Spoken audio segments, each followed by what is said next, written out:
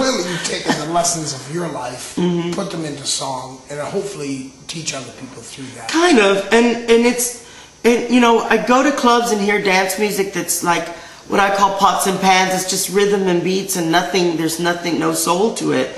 And I still am kind of old school about songs and dance music, and I like songs, even in dance music, that have a little bit of soul, that maybe say something. Yeah.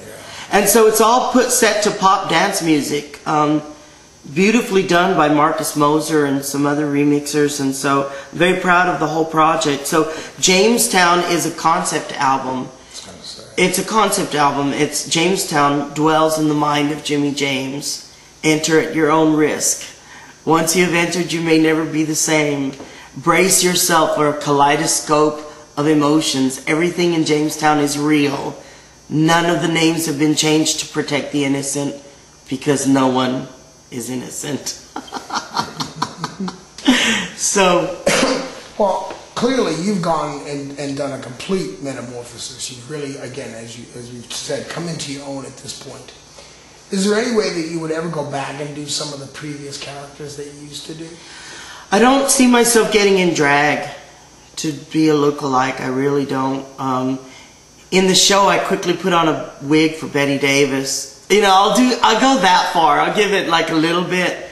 But at this point, we show video clips of my past. I might do my Marilyn tributes on the video screen. I might, you know, people can go on YouTube and see some of my Marilyn years on YouTube, but I'm a different person than I was then. I'm different. You know, I've evolved artistically. I've just evolved as a person. It's not like a hit song. I guess when a person has a hit song, they can sing it forever, but you just can't be a person who died at 36. You can't be that person. You can't be that person beyond that time. And I didn't want to do that. How do you feel about your own self, artistically speaking? Are you satisfied with where you are and where you're going now? After a dry period there? I feel like, ooh, I finally broke through in some way.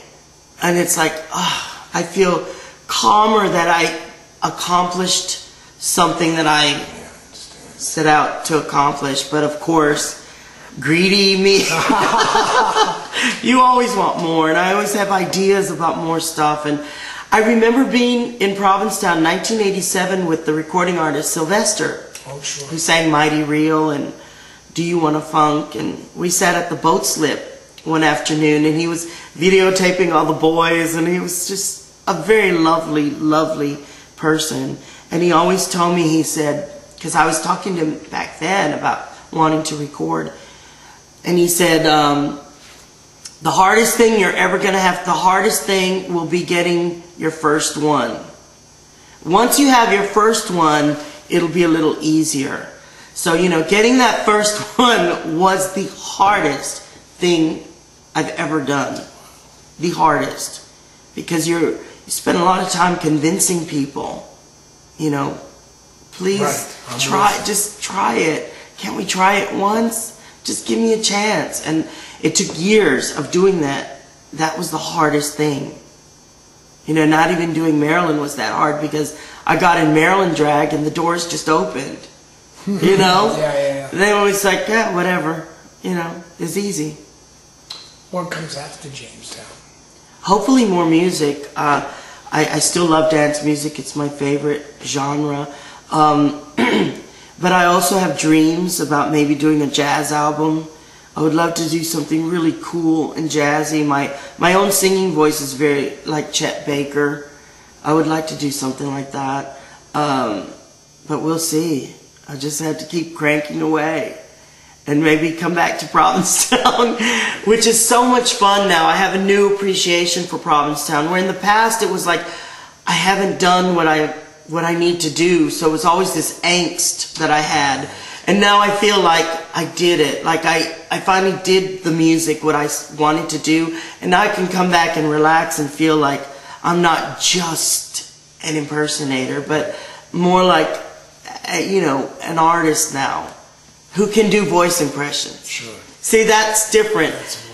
To be an artist who can do voice impressions rather than just be an impressionist only, or look-alike, or just an impersonator. That always made me kind of cringe a little bit, just a little.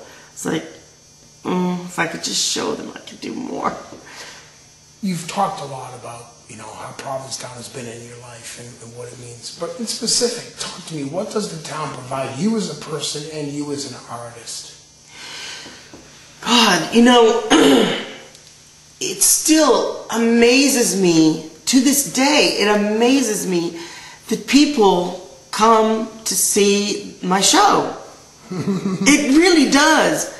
I am amazed that they come to see me and have been coming to see me since 1986. And every year I'm terrified that they're going to stop coming. I always, and in that, I've sort of have grown up here.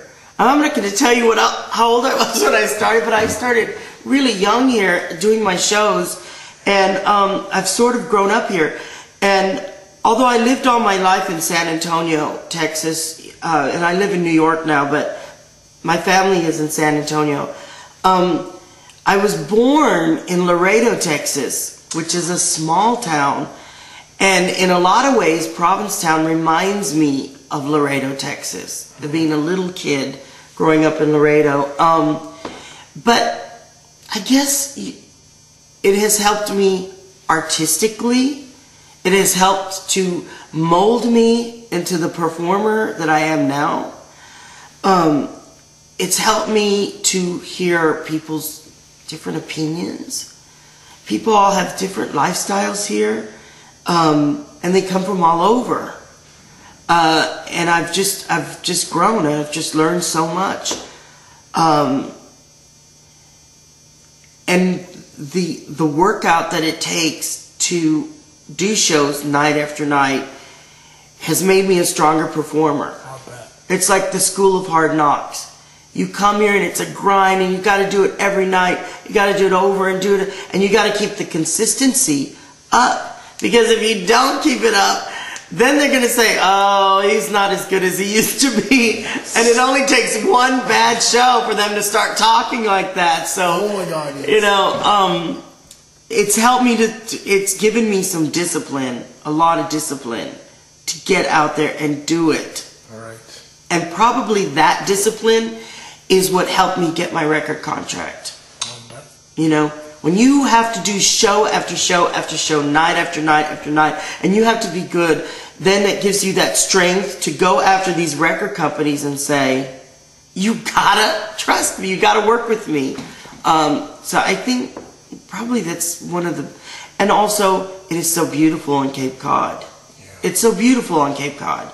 And I'm jealous over your home. Thank you. It's beautiful here, and I've met people.